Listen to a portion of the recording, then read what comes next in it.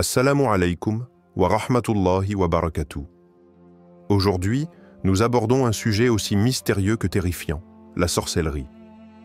Dans l'islam, la sorcellerie, appelée sihr, est une réalité reconnue. Ce n'est pas une simple superstition, ni une légende ancienne destinée à effrayer les enfants. C'est une arme spirituelle que certains utilisent pour causer du tort, pour séparer, pour détruire des vies et pour enfermer des âmes dans des chaînes invisibles. Allah nous en parle clairement dans le Saint-Coran. Et ils apprennent ce qui nuit à l'homme sans lui être profitable. Sourate Al-Baqarah 202. Ce verset est un rappel solennel. Certaines personnes, consciemment ou inconsciemment, cherchent à propager le mal à travers des moyens occultes. Et si le Coran en parle, c'est que nous devons en être conscients, vigilants et protégés. Mais comment savoir si vous êtes visé par cette énergie maléfique? Comment reconnaître les signes d'une attaque occulte avant qu'il ne soit trop tard? Beaucoup vivent sous l'emprise de la sorcellerie, sans même le réaliser, blocages répétés, troubles émotionnels, pertes inexpliquées. Ce n'est pas toujours le destin, ce n'est pas toujours une épreuve ordinaire. Détecter les signes de la sorcellerie est crucial pour se défendre, pour riposter spirituellement et pour retrouver la paix qu'Allah veut pour ses serviteurs. Dans cette vidéo, nous allons plonger ensemble dans les 5 signes majeurs qui peuvent indiquer que quelqu'un fait de la sorcellerie contre vous et surtout, comment vous en libérer par la permission d'Allah, celui qui guérit toutes les blessures, visibles et invisibles. Restez bien jusqu'à la fin, car chaque détail peut être la clé de votre délivrance. Avez-vous déjà ressenti des blocages inexpliqués dans votre vie? Écoutez attentivement, votre libération commence ici, Inch'Allah. Partagez en commentaire si vous avez déjà vécu une expérience étrange ou ressenti une présence lourde autour de vous. Avant de commencer cette vidéo, n'oubliez pas de liker cette vidéo, car cela nous donne beaucoup de force pour continuer à partager du contenu bénéfique. Et je vous invite à vous abonner à notre chaîne et d'activer la cloche de notification pour rester informé de nos prochaines publications sur la foi islamique. Partagez-la avec vos proches et laissez un commentaire pour me dire ce que vous en pensez. Merci et bonne vidéo. Signe 1. Blocage. Soudain et répété. Imaginez avancer dans votre vie, construire un projet avec sérieux, nourrir votre famille avec dignité, et soudain, tout s'effondre sans aucune explication logique. Ce que vous touchez semble se dessécher. Vos efforts deviennent stériles. Chaque fois que vous approchez du succès, une force invisible semble vous tirer en arrière. Ce n'est pas toujours le simple hasard. En islam, il existe un type spécifique de sorcellerie, appelé sihr al-ta'til, la sorcellerie du blocage. Son objectif, fermer les portes du succès, briser les élans positifs, enfermer l'individu dans un cycle sans fin d'échecs et de désespoir. Allah nous enseigne que certaines attaques spirituelles peuvent bouleverser l'état même de l'homme, le faisant chanceler comme s'il avait été possédé. Ceux qui mangent de l'intérêt ne se tiennent au jour du jugement, que comme se tient celui que le toucher du diable a bouleversé. Sourate Al-Baqarah 275. Le diable et ses alliés invisibles agissent parfois pour plonger l'être humain dans la confusion, la perte de repères et l'impuissance. Histoire réelle, prenons l'histoire d'Abdelkarim, un jeune entrepreneur musulman vivant en Afrique de l'Ouest. Avec détermination, il avait lancé son entreprise de transport. Les débuts étaient prometteurs. Les contrats affluaient, les partenaires étaient intéressés, la croissance était en marche. Mais brusquement, tout changea. Les contrats furent annulés sans raison. Les partenaires les plus fiables disparurent mystérieusement. Les véhicules tombaient en panne sans cause mécanique visible. Et ce qui devait être des opportunités bénies devenait systématiquement des désastres. Paniqué, Abdelkarim consulta des spécialistes en affaires, puis des experts financiers. Personne ne pouvait expliquer cette suite d'échecs. Un jour, poussé par la foi, il consulta un savant religieux. Après des prières et des examens spirituels, il fut révélé qu'un proche jaloux avait recouru à un sorcier pour jeter un sort de blocage sur sa réussite. Par la grâce d'Allah, après des rouqyas régulières, lecture de versets coraniques de protection, du repentir sincère et une profonde reliance sur le Créateur, Abdelkarim vit peu à peu ses affaires se redresser. Moralité. Quand des blocages répétés surgissent sans cause rationnelle, surtout lorsque tout semble tomber en ruine malgré des efforts honnêtes, il est temps de se poser la question, est-ce seulement la vie ? Ou y a-t-il une main invisible qui travaille contre moi ? L'arme du croyant contre ses attaques est la protection divine. Réciter matin et soir les invocations prophétiques, se purifier intérieurement par la prière et le rappel d'Allah, consulter des savants fiables pour des traitements spirituels appropriés, rouqya, chartrouilla. Avez-vous remarqué des obstacles incessants juste avant d'atteindre vos objectifs ? Racontez-nous votre ressenti ci-dessous. Avez-vous déjà été témoin d'obstacles étranges ou répétés dans votre vie ou celle d'un proche ? Partagez votre histoire en commentaire. Votre témoignage pourrait inspirer ou aider d'autres frères et sœurs. Signe 2. Troubles inexpliqués de santé. Imaginez une personne, en parfaite santé auparavant, qui commence soudainement à souffrir de douleurs mystérieuses. Des maux de tête constants, une fatigue qui ne part jamais, des insomnies qui plongent l'individu dans un état de confusion et de détresse. Les visites chez les médecins s'enchaînent, mais aucune cause physique ne semble être trouvée. Les analyses sont toutes normales, et pourtant la souffrance persiste. Est-ce simplement un trouble médical ? Ou y a-t-il une cause spirituelle cachée derrière ces symptômes ? Dans l'islam, nous croyons fermement que certaines maladies, en particulier celles qui n'ont aucune explication médicale, peuvent être l'effet direct d'attaques occultes. Le siyachar peut provoquer des symptômes physiques qui imitent des maladies réelles, plongeant la personne dans la douleur, la confusion et le désespoir. Histoire réelle. Prenons l'histoire de Nadia, une femme musulmane vivant en Asie du Sud-Est. Pendant plusieurs mois, Nadia souffrait de maux de tête insupportables, de vertiges et d'une fatigue qui la paralysait littéralement chaque jour. Les médecins, après plusieurs examens, lui ont diagnostiqué une forme de trouble du sommeil et lui ont prescrit des médicaments, mais rien n'y faisait.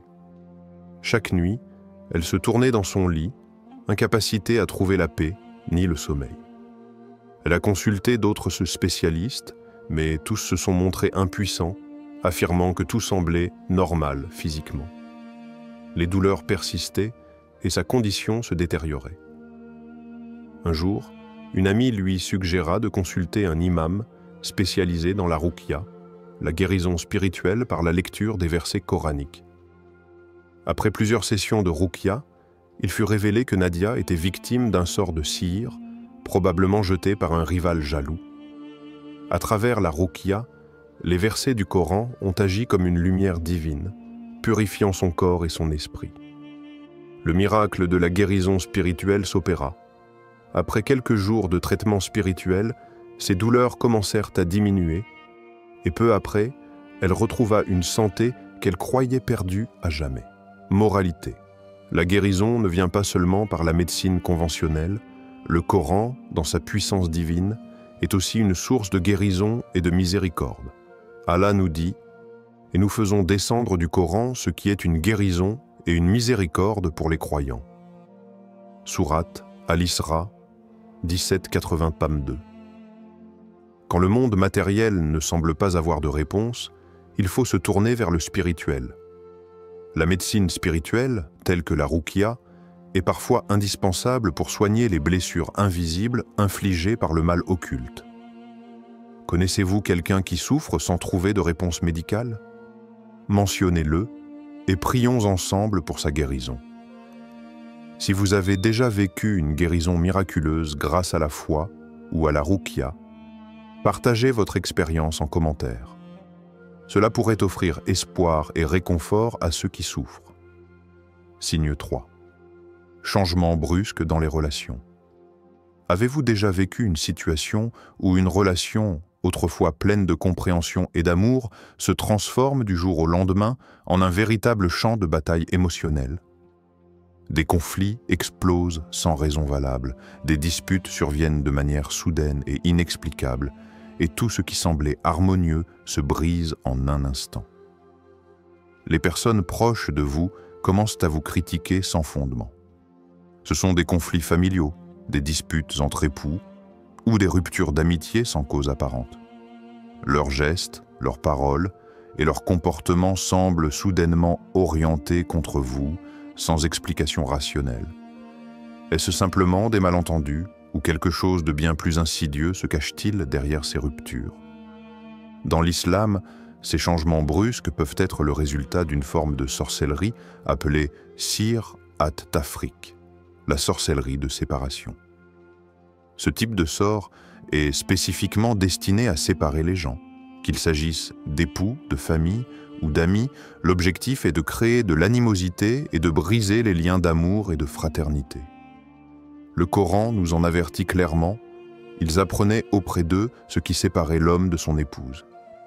Sourate Al-Baqarah 202.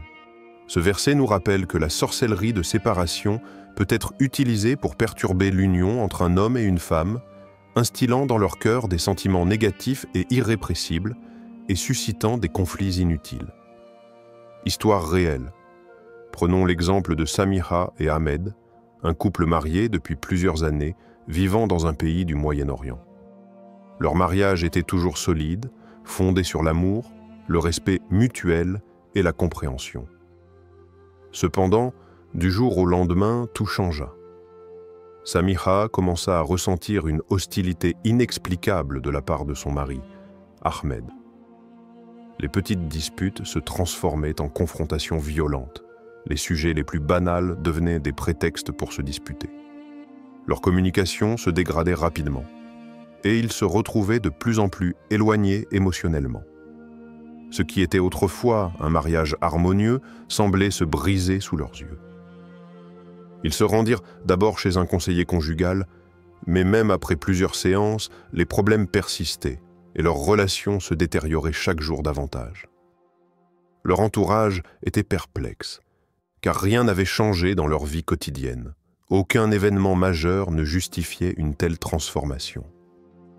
Un jour, un ami proche leur parla de la ruqya, guérison spirituelle par le Coran, et les encouragea à consulter un imam spécialisé.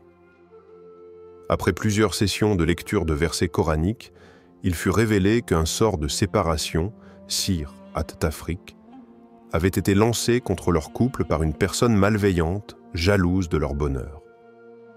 Après avoir commencé des séances régulières de ruqya et des prières d'instauration de la paix, Samiha et Ahmed ont vu leur relation se réparer. Les tensions disparurent lentement et leur amour se raviva. Moralité. Les attaques spirituelles ne se limitent pas à la santé physique. Elles peuvent aussi perturber les relations humaines, créant des divisions là où il y avait de l'harmonie. Dans ces moments, la protection divine devient cruciale. La ruqya et les prières régulières sont des moyens puissants pour contrer ces attaques invisibles. Avez-vous vu une relation se dégrader sans explication logique? Partagez votre histoire. Cela peut aider d'autres à ouvrir les yeux. Avez-vous déjà observé une rupture soudaine dans une relation qui vous semblait solide? Racontez-nous en commentaire comment vous avez pu surmonter cette épreuve ou si vous avez découvert une cause spirituelle. Signe 4. Cauchemar terrifiant et présence sombre. Il existe des nuits où le sommeil ne nous apporte pas de paix. Au contraire, il nous plonge dans un univers sombre et terrifiant, rempli de créatures et menaçantes et d'ombres oppressantes. Des rêves répétitifs où des serpents, des chiens noirs ou des créatures sinistres vous poursuivent.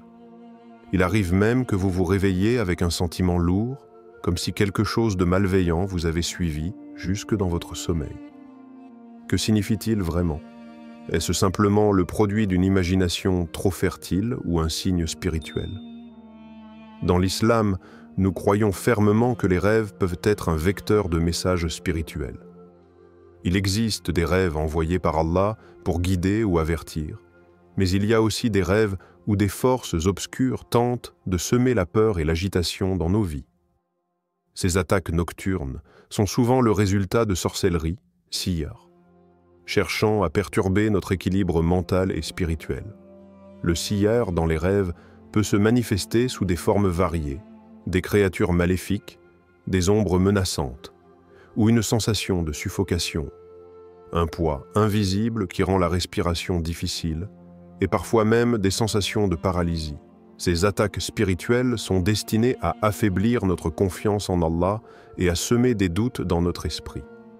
Le Coran nous rappelle que le mauvais souffle du diable n'atteindra jamais ceux qui ont une foi forte et qui placent leur confiance en Allah. Le mauvais souffle du diable ne peut atteindre ceux qui placent leur confiance en Allah. Sourate An-Nahl, 1699. Cela nous enseigne qu'une protection divine est accordée à ceux qui, en se soumettant à la volonté d'Allah, invoquent sa paix et sa tranquillité dans leur cœur. Mais lorsque ces rêves malveillants persistent, c'est qu'il y a peut-être une source extérieure d'influence spirituelle. Histoire réelle. Prenons l'histoire de Rachid, un jeune homme vivant en France. Rachid vivait une vie normale, mais depuis quelques mois, il commença à avoir des cauchemars tous les soirs.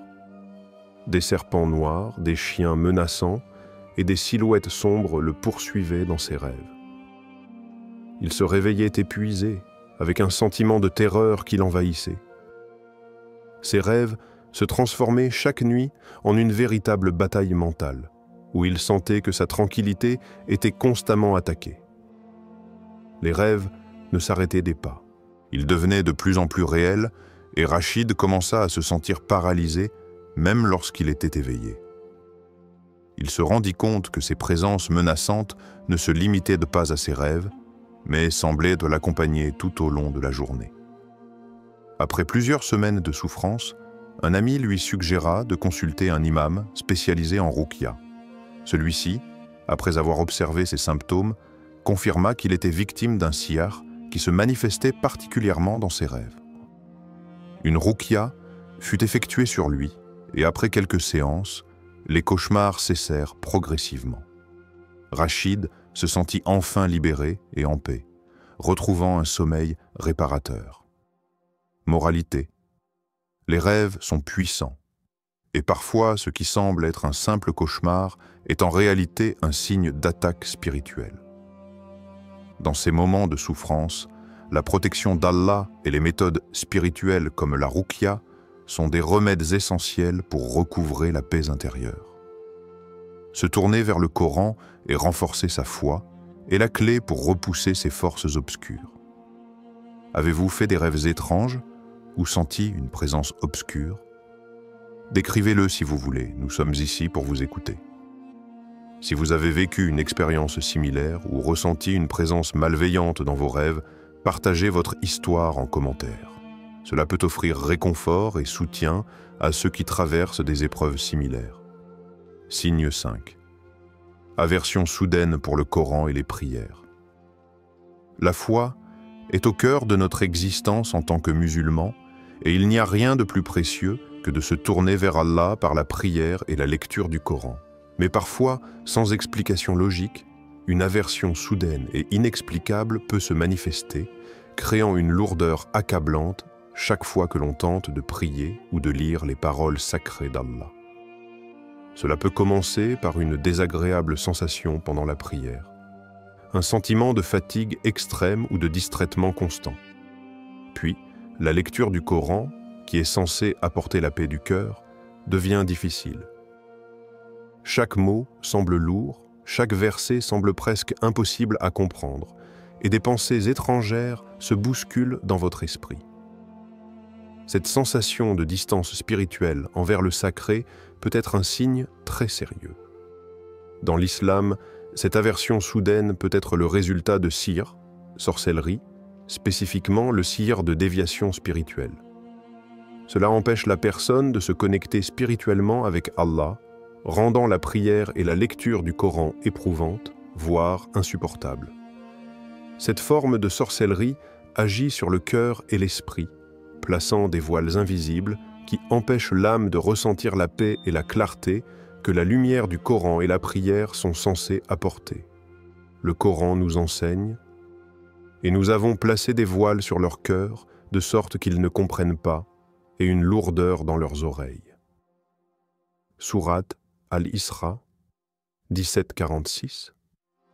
Ce verset met en lumière la façon dont les forces invisibles peuvent affecter notre capacité à comprendre et à ressentir la vérité. Il s'agit d'un voile spirituel qui empêche le cœur de se réchauffer à la lumière d'Allah. Lorsqu'un musulman se trouve dans cette situation, la sorcellerie est souvent l'une des causes les plus profondes. Histoire réelle.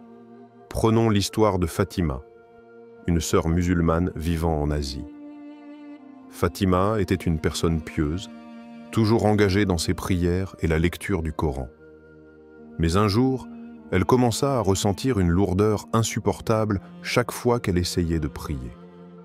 Ses prières, qui auparavant étaient un moment de tranquillité et de connexion profonde avec Allah, devenaient de plus en plus difficiles. La lecture du Coran semblait ne plus avoir de sens, et chaque verset lui paraissait lourd et incompréhensible.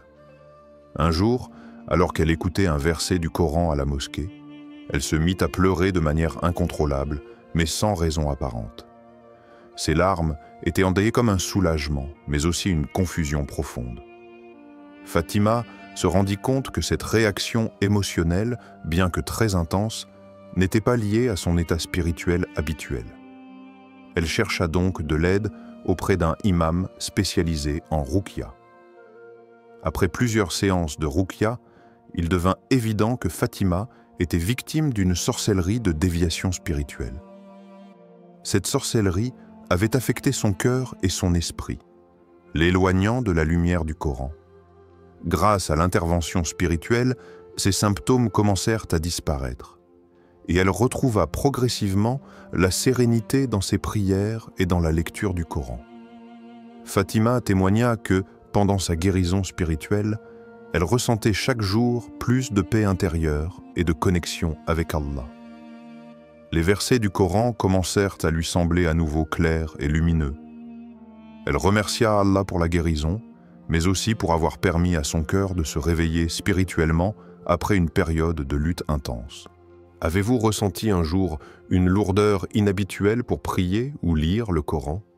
Cette sensation est-elle devenue plus fréquente ces derniers temps? Partagez votre expérience, nous sommes là pour vous soutenir. Si vous avez déjà éprouvé cette aversion soudaine envers les prières ou le Coran, partagez vos sentiments dans les commentaires. Cela peut aider d'autres à comprendre et à surmonter cette épreuve. Si vous avez reconnu plusieurs de ces signes dans votre vie, il est essentiel de réagir rapidement. La sorcellerie peut être puissante, mais Allah est plus grand que toute forme de mal. Ne laissez pas ces attaques spirituelles vous empêcher de mener une vie épanouie. Cherchez refuge dans la prière, renforcez votre foi et multipliez les invocations pour vous protéger. Les conseils spirituels suivants peuvent vous aider à surmonter ces épreuves. Multipliez les invocations, récitez souvent des invocations protectrices, notamment les Ayat al-Kursi, Sourate al-Baqarah 255, et les derniers versets de Sourate al-Baqarah. Pratiquez la ruqya, exécutez des séances de ruqya avec un imam ou utilisez des enregistrements fiables pour purifier votre maison et votre cœur. Restez assidus dans la prière. La prière, salat, est la clé pour maintenir votre protection spirituelle. Ne laissez pas la prière passer inaperçue dans vos journées. Rappelez-vous des versets du Coran et dites « Je cherche protection auprès du Seigneur de l'aube naissante contre le mal de ce qu'il a créé, contre le mal de l'obscurité quand elle s'approfondit, contre le mal de celle qui souffle sur les nœuds. » Sourate Al-Falaq 113, 1-4. Écrivez en commentaire « Je me libère avec l'aide d'Allah, si vous êtes prêt à briser toutes les chaînes invisibles. Que la lumière d'Allah vous guide et vous protège. Amin.